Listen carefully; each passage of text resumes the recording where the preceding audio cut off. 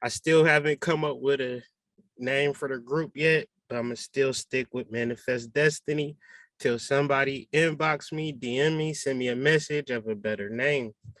The book that we're reading and concluding this week is Money Magic. The first week we dealt with the structure, the elements, the basic foundations of money magic. And the reality is that that is going to serve you for this conversation. I might sound like hocus pocus, mumbo jumbo at the end of the day, but it's very important to listen to the first conversation that we had. If you need any links or whatever, just DM me, I'll give you that. But yes, get as much information as you can in reference to ritual, because at the end of the day, that's your stuff. That is your magic. That is your power. In reference to listening to people, tuning in to people, it might work for a certain point, but then you'll have to utilize the magic that's within your body, within your rituals. And let's just get into it. This is section 2, money magic, ritual, and theory. So basically, we're going to talk about how to do magic, how to do ritual, and how to make it work. Okay, I'm going to simplify this, go through it in as simple terms as I possibly can so you can utilize it in your everyday life. But at the end of the day, take what I say with a grain of salt, do your own shit. Why? Because all ritual is symbolic and dramatic. So what that means is it's all a fugazi. It's all a scam. It's not really real. And I had a video that I wanted to show y'all, and I'm about to show it to y'all right now. So give me 1 second. Let me see. Fugazi. There we go. So before I start this video, can y'all see my screen? Do y'all see YouTube? Yes. Okay, the book is Money Magic by W.D. Frater. Okay, so I'm going to hypothesize money magic, and please, family, pay close attention to this, because your financial situation might be a real serious thing in your life, in your heart, in your being, got you cussing out your kids, right? And here it is, a whole game. So let's just start about 1 minute and let's get into it. Circles, least of all stockbrokers. Right? It's all a fugazi. You know what a fugazi is? Fugazi. It's a fake. Yeah, fugazi. It's a wazi. It's a woozy. It's a fairy dust. It doesn't exist. It's never landed. It is no matter. It's not on the elemental chart. It's not fucking real. Right. All right. Right. Stay with me. Mm-hmm. We don't create shit. We don't build anything. No. So if you got a client who bought stock at 8 and it now sits at 16 and he's all fucking happy, he wants to cash in, liquidate, take his fucking money and run home, you don't let him do that. Okay. Because that would make it real. Right. No, what do? You get another brilliant idea, a special idea, another situation, another stock to reinvest his earnings in themselves. And he will every single time because they're fucking addicted. And then you just keep doing this again and again and again. Meanwhile, he thinks he's getting shit rich, which he is on paper. But you and me, the brokers, we're taking home cold hard cash via commission, motherfucker. Right. That's incredible, sir. I can't tell you how excited I am. You should be.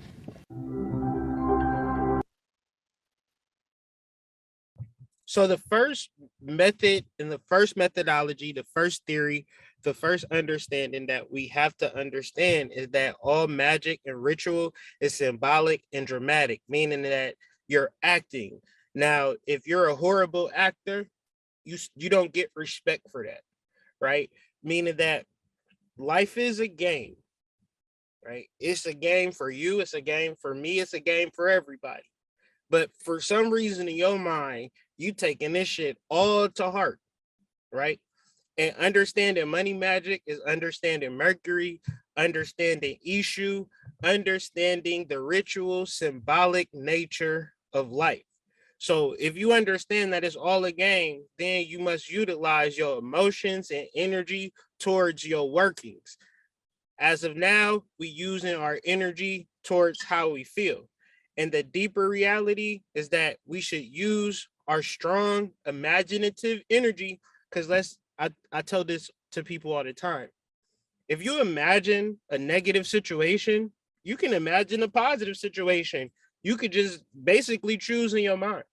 So when you're doing money magic, when you understanding it from a theoretical point of view, you have to encapsulate what you want in your mind, right? But you have to have a definable purpose-filled goal. In reference to money magic, the ritual should be centered on financial prosperity, abundance, and or knowledge. In reference to this, why I say this is because sometimes y'all do rituals. What you doing that ritual for? Shit, I don't know. I'm just doing it. I just think it's cool. I seen such and such do it on YouTube.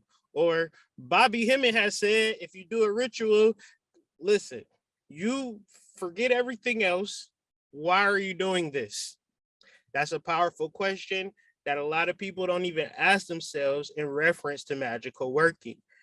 Now, and you can look at your life, you can look at your needs, you can look at your wants, you can look at your desires and formulate a definable purpose-filled goal. So before the ritual, design an objective, right? Really have something tangible, something measurable, because it's easy to say, I want more money, and then you go to your job tomorrow and they increase your raise by 1 penny. Magic, goal accomplished, right? Nothing more to see here. Now, if you're not specific on how much or to the degree of money that you want, or even deeper, why you want the money. So it's very important to not be too broad, however, not to be too fixed, because sometimes we can say, hey, I want to be a millionaire, but you ain't never even saved up $1,000 yet. So when you do magical workings, you might feel like magic ain't real, right? So start where you at, be honest where you at, and see where you trying to get to. And we're going to get to a point, but a fixed dollar amount is not going to get you what you want. Like saying, okay, I got $50,000, right? That's arithmetic. That's left brain. That's logic, right? Magic deals with symbols and images. And even deeper, you don't want $50,000 because I'm in this like studio booth or whatever, right? And if somebody says, Kyrie, we're going to give you $50,000. And I'm like, yes, but you don't get to leave the booth and you don't have internet access. We're just going to give you $50,000 and we're going to lock you in this booth. I can't eat that $50,000. I can't get warm with that $50,000. I can't make love to that $50,000. That $50,000 is useless. It's just paper. So essentially, and this is serious, because consciously you might think that $1 million is something that your mind and subconscious and magical workings can manifest. It'll be people that say, I'm doing a spell for $1 million. Whole time, subconscious mind don't know what the hell you talking about. See, what essentially you want is what $1 million can bring. So make sure that you are utilizing symbols and images of things that you want instead of arithmetic. And this is key to money magic, because you don't want the money within itself. Tell me, at what point would you be locked into a room with $1 million, like $1 million cash dollars? Now, if I told you that I was going to give you $1 million cash dollars in your mind, you would be like, yes. But you're not really tripping off the money. Guess what you're tripping off of? You're tripping off of, I can do this, I can do that, I can go here, I can go there. So essentially, you do not need the money. You want what the money can provide. Okay? You don't want the money within itself. You want what the money can provide you with, because money within itself is worthless. Its value is in what it can get you. Okay? Hard work deals with fixed amount. Magical working deals with images and symbolism. So simply, what do you want the money for? What lifestyle are you trying to lead or live? Because 10 times out of 10, you might not need the money to manifest that which you actually want. you could begin to do working. I put out this meme. I'm gonna zoom this in. I put out this meme in 2016 because I really got it. You know what I'm saying? I understand this stuff, right? But I'm trying to share this with y'all. Sometimes you could want to do a money spell, right? And then you get offered 10 grand to do a porn. Are you then going to do that porn to get that money? Now, the reason I show this is my first ever viral post. This post went crazy.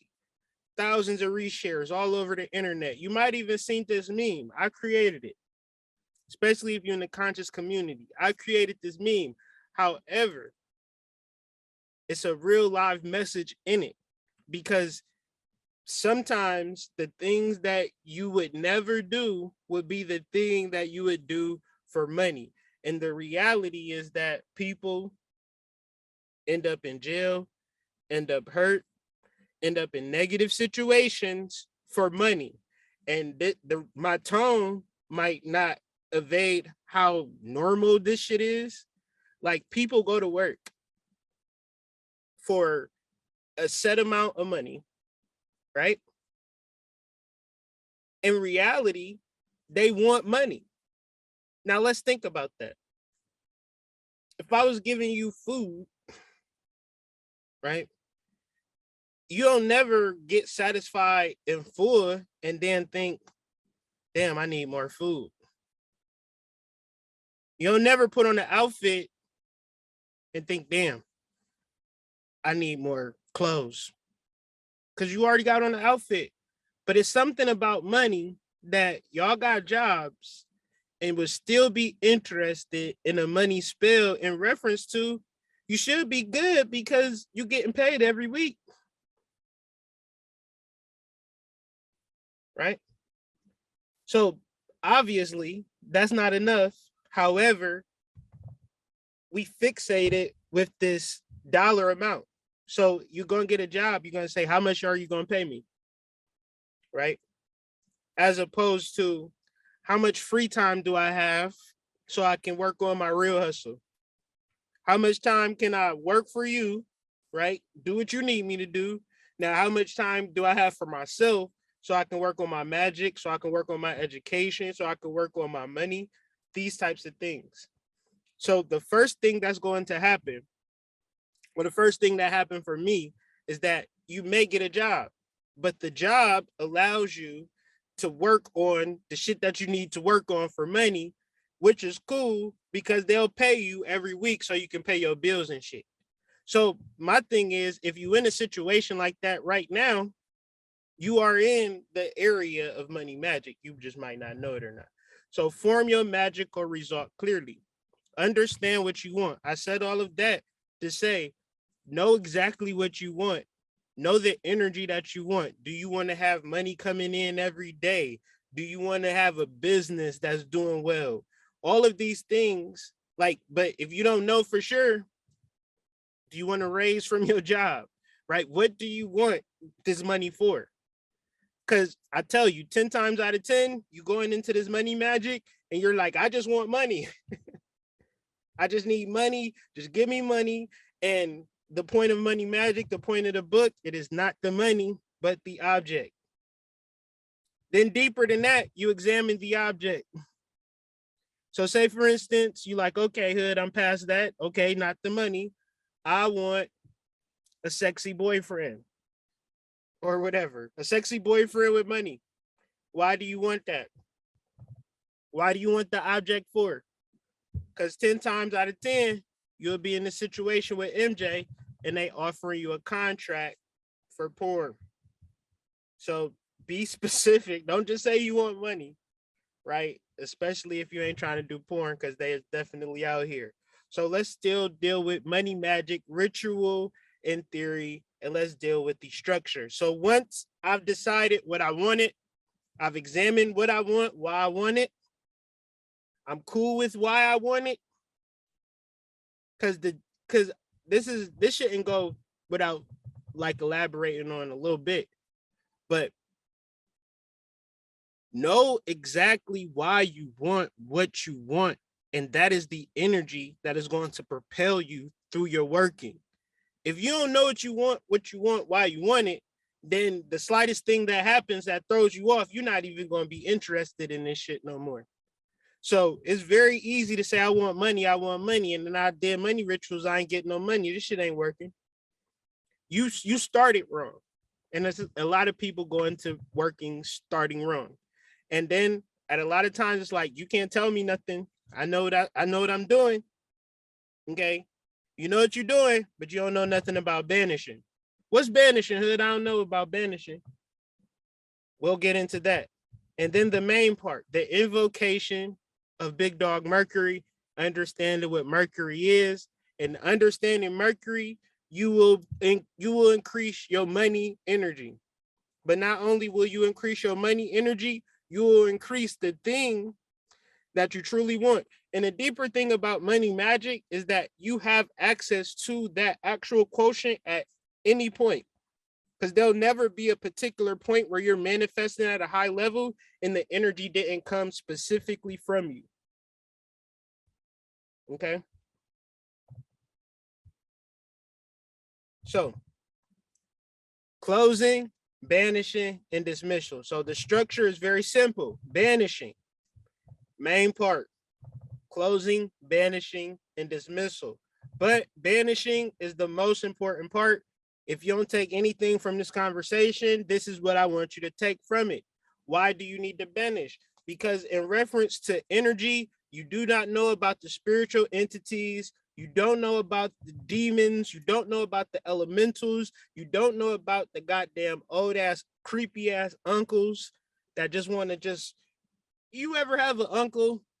It'd be a great time, family function, and then he start drinking and mess it up every single time. But then he transition. You don't think his ass like that right now? You got to keep everybody at bay. And the thing is, if you don't actually understand banishing,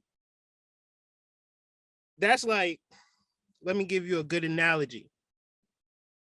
It's like going to a junkyard to eat dinner. Okay? Doing a spell without banishing is like going to do the junkyard without dinner. And even so, if we were going to go to the junkyard without dinner, it's like you don't even clean up. So you talk about if you had, let's put on our spirit eyes and understand the non-physical world. There's good guys, bad guys, horrible guys, great guys. It's higher angels. It's guard. Why do you think you got all these guardian angels, ancestors, and all that? If the non-physical is just peachy keen, wonderful. How you doing? I'm doing great. It's so wonderful in the spiritual realm. So don't say spiritual all the time and imagine it to be good. Because a lot of these spiritual energies is demons and negative with their overall goals. Because they don't even understand banishing their own self. So a lot of people might have walked in. I'll tell you how it worked. People started a spiritual working, didn't do no banishing, didn't have no technique. And then they creepy ass uncle attached to their aura. And now all you get is righteous, drunk uncle energy masquerading as righteousness. So it's very important that I tell y'all right here, right now, don't take nobody's spirituality at face value. I say do banishing working. Tune into your soul and learn initiation and invocation and magical ritual because this is your science. You know, it's people in other races, they be actually utilizing this energy and science every day with not even a smidgen of the neuromelanin ability that you have. But what has us under wraps is the emotional energies of making bad decisions. It's like running into a wall and then trying to figure out, well, why we keep running into a wall? Because 10 times out of 10, did you do ritual? And then if you did ritual, did you banish? Did you keep away undesired entities? This is the most important part to ritual. I've never really heard nobody talk about it though. I get some snaps. All right. And if you want a deeper detail on banishing, get the book. So what does banishing do? It helps you concentrate on what? Not the money, but the object. See, we tuned in and tapped into we know exactly what we want. We want a bubble eye bands on 20-inch rims. But sometimes we don't. How is it that I want a bubble eye bands and 20-inch rims, but I can't concentrate on it? Because you didn't banish. You didn't keep away undesired entities that will keep you distracted and unfocused on the shit that you actually want. You're the one who want the bubble eye bands.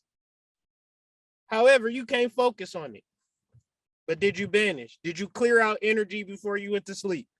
No, you just went to sleep and then woke up with a nightmare. You just had, a negative entity in your dreams and you didn't do no banishing work, okay? All right. It helps you concentrate on the desired object of the working, even if it's a simple piece.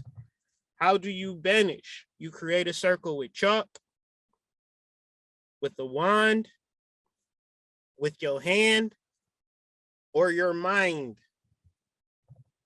The pentagram is a powerful tool. You can put the pentagram within your circle, which ties into Venus magic, and we'll talk about that.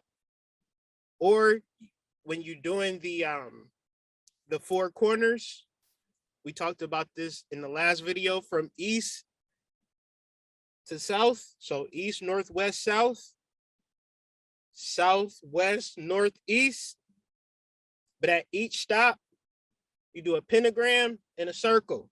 You standing in a pentagram and a circle, and you utilizing your mind to create a protective energy around you. Do not play with this shit. Right? Don't play with this shit. Because you would do everything but this, and then goddamn Uncle Ray Ray influence your goddamn ritual again. And now, as hoity-toity as you is, as much as you got your shit together, Uncle Ray Ray's ass at the last minute sabotaging your shit, and you can't figure it out. So much so, because it's a demiurgic energy, an egoic energy that's pulling you away from ritual, so it make you feel like it ain't worth it. It make you feel like it ain't working. But did you banish? Did you create the barrier around you? The ancient symbol or pentagram is a symbol of Venus, and it also represents the 5 elements that are needed for magical workings. It also represents the human being, like you watch that Leonardo da Vinci painting. I can't stretch out my arms because I'm in a confined space. However, when you stretch out your arms and put your legs in the V, you look like a star. Even deeper, Aleister Crowley is known for saying one of his most famous quotes is that every man and every woman is a star. So throw that ass in a pentagram, or throw that pentagram in a circle, or whatever that song say. I just can't remember how it go. So you got banishing. To get in the working structure, you got the banishing. And then you have the location or the temple. Very important part to understand is that the body is the temple. So it's very important to understand that when you're doing workings, it's to be disturbed. This is why the best time to do workings is the witching hours. People might say for the angels and the ancestors and the astrology. I say because the goddamn kids asleep, okay? And so because of that, I'm able to do the work that I need to do. They'll be like, Daddy, what you doing? What's that symbol you making in the sky?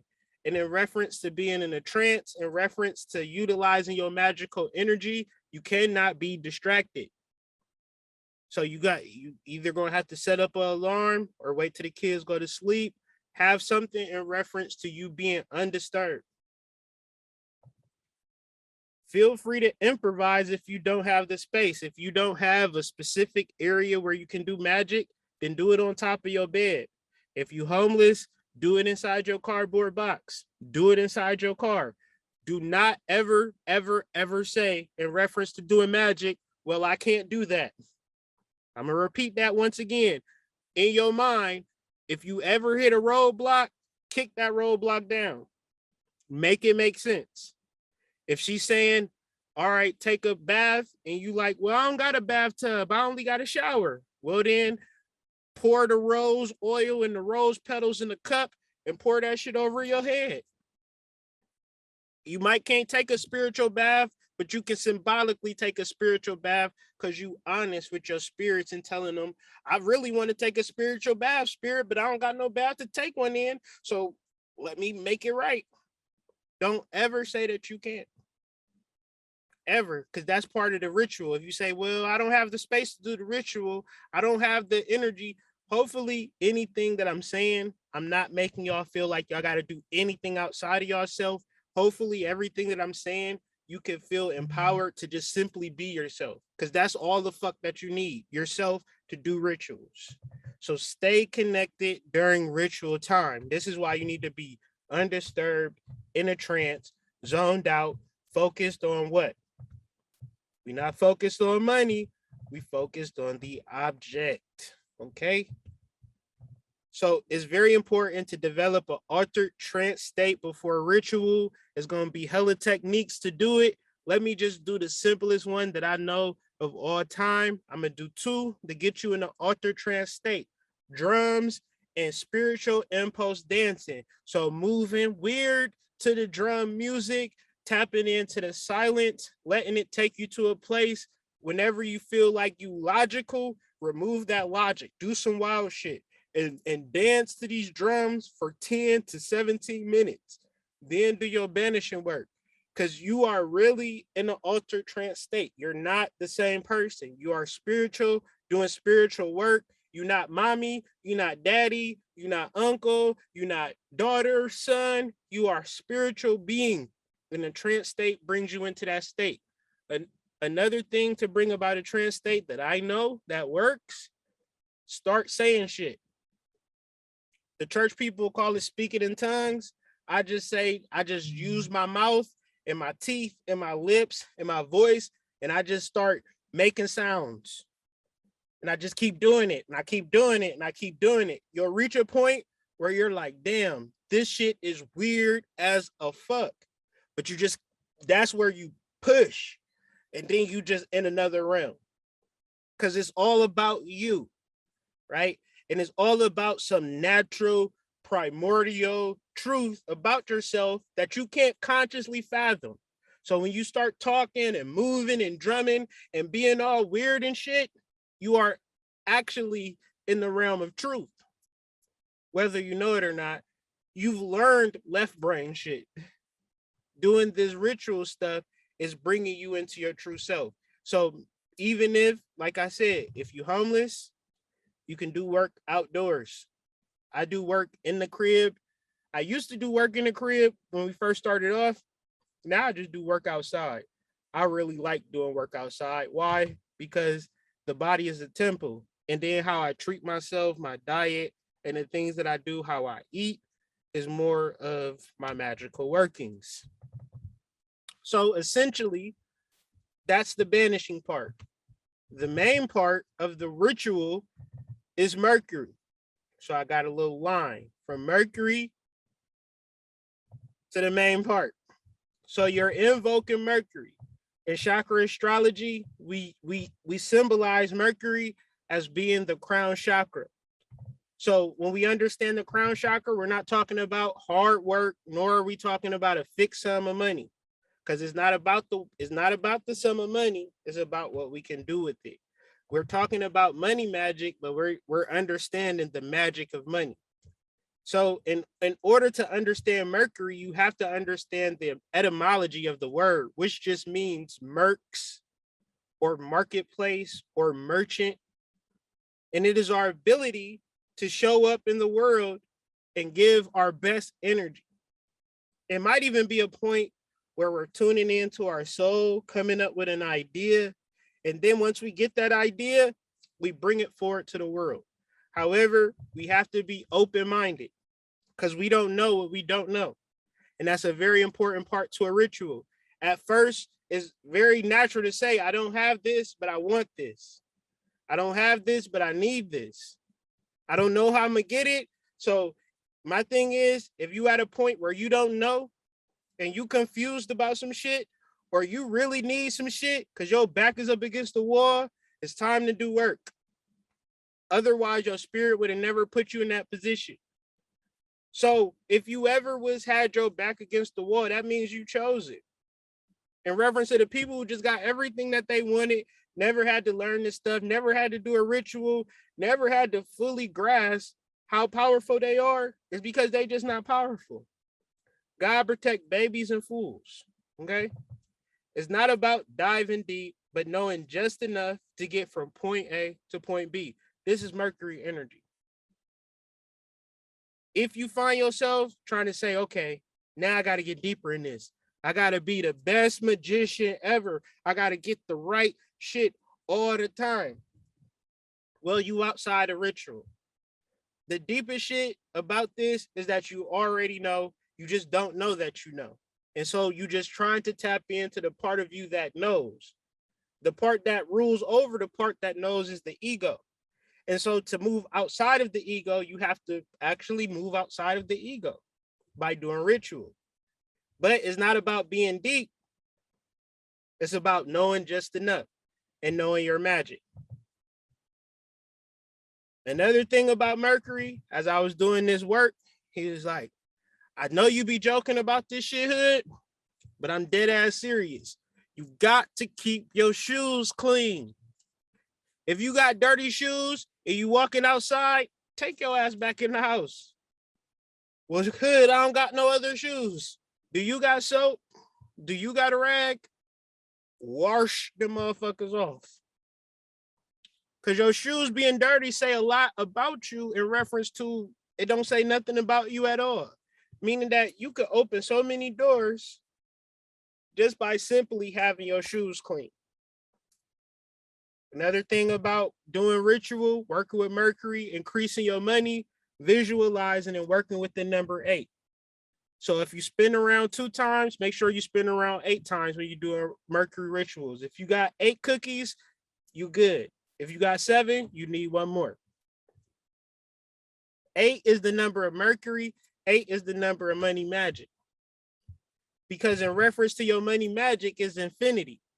At what point do you feel like your money is good to just stop coming in? In reference to money, I see people making it up until the end of life. Because the money that they make gets transferred to their children, and that's kind of how it works. But it starts right now. So you are the generational wealth to your family, but you need to affirm that and understand that. So it ain't a point of it coming and going and stopping and, oh my God, I don't know what I'm about to do about money. No, this is a perpetual, infinite thing that we're just allowing to flow into our lives. Another thing about Mercury, it rules Gemini and Virgo. So it rules the mind and it rules manifestation. How do we utilize this? We utilize this very simply, family. It's very simple. Y'all gonna make it hard, but please don't. Poetry, rap, or alliterated statement. This is the Gemini effect of Mercury. Now, within your poetry, rap, or alliterated statement, you speak it as if it is already manifested. Because when you talk about your pain, when you talk about your anguish, when you talk about your depression, you're doing the same thing. So let's think about it in the realms of a rapper. You ain't never heard a rapper talk about how broke he was because it does not serve a purpose in reference to magic.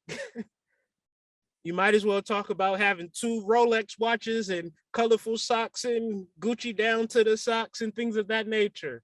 Black and ugly as ever. However, I stay Gucci down to the socks, right? Biggie is a Gemini. Tupac is a Gemini. Kendrick Lamar is a Gemini. And in reference to their mastery of the English language, they obviously put in little caveats for their manifestation. But it's not something that is just specific to them. Now, I'm not saying, well, I am saying go home and write some bars, but you like, Hood, I don't rap. You don't have to look at it in that just straightforward terms. You could just write a statement in reference to what you're manifesting, and make sure that it rhyme and repeat it infinitely. So the poetry, rap, and statement, it manifests. And one would say you do it anyways, but now we're just being more concentrated about it. We're not just saying it because we're not just saying, well, I'm broke, I don't have no money. Imagine we all done said that before a time or two or three or four or five times. Oh, I'm broke. Imagine what that does to your subconscious mind. You need to affirm your richness. You need to affirm your wealth as an actual poetic statement, a rap or alliterated statement. And this is essentially the main part of your working. So you do the banishing. You do the banishing, and then from the banishing, you go straight into your poetry, rap, or alliterated statement. And you speak it as if it is already manifested. And then you close the working. And then you looking at your mama like, did you cook chicken today or pot roast? Meaning that everything is back to normal. Okay. You just doing this, getting it over with, and then you living your life. Working with Mercury is orange. Gucci Mane came up with an analogy for orange. I just want to share with y'all because I think it's a powerful analogy. Oh, rich ass naker, I got everything. I think that's a powerful mantra in reference to Gucci saying that over and over again. He utilized it. He did some money magic with that. So I suggest you try to do the same thing. What all of these things do in reference to the number 8, keeping your shoes clean, working with the infinity symbol, using the color orange, coming up with a poem. All of these things that you're doing is getting you in the mood of magic and ritual. It's telling your subconscious mind, okay, we are manifesting deliberately. We're not waking up into no manifestation. We're not hoping. We're not wishing. No, this is an art form. This is a technology.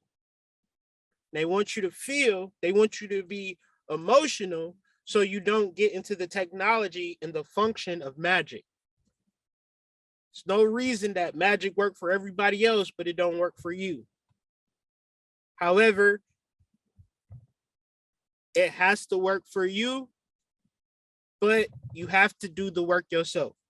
So if you're doing half-ass workings, well, my shoes is dirty. I got 2 candles. I don't even like the infinity symbol. I don't want to write no statement. I don't really even want money, for real. This is bullshit. You know what? And I can't stand the color orange. I'm going to make it red. Matter of fact, I don't even feel like this whole shit is bullshit, right? Who is that hurting, me or you? Now imagine you setting up a ritual. You done got an orange countertop, like an orange, like I can't think of the word, but like something that you put over your table. You got 8 candles. You bought some new orange shoes. You found like infinity symbols that you got on your altar. You just got a poem and you wrote the poem in 8 lines. Each line has 8 words. And the last and each line has 1 word that has 8 letters in it. It's just like you're putting in this effort for this ritual, for financial prosperity.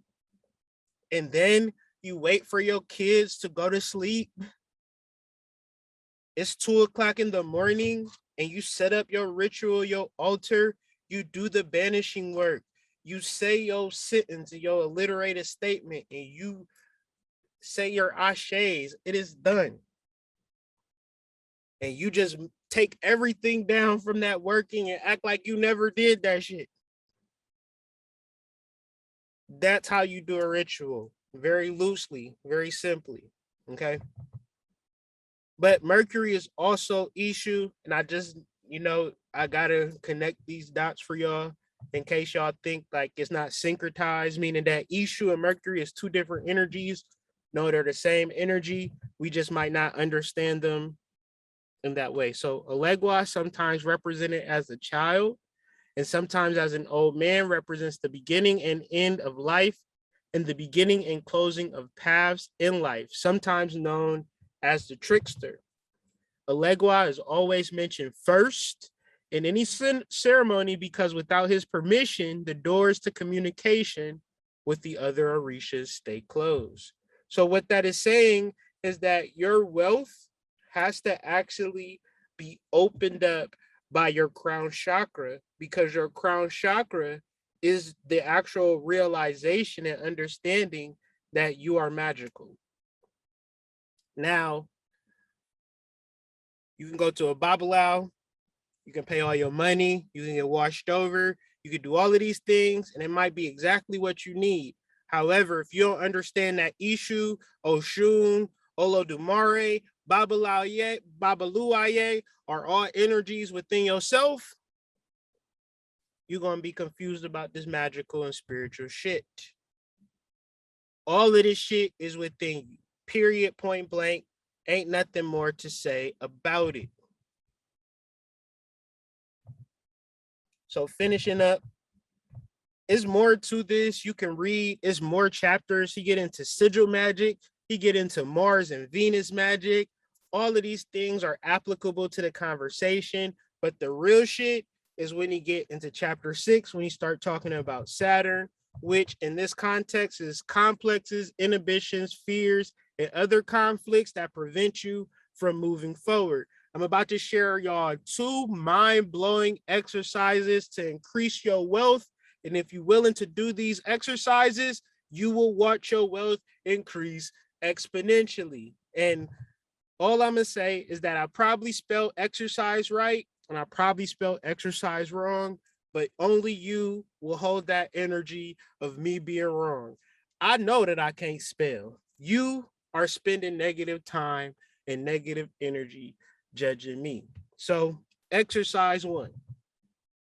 Y'all ain't gonna want to do this because y'all like to imagine the best possible outcomes, but we talking about magical working. So imagine the worst possible outcome.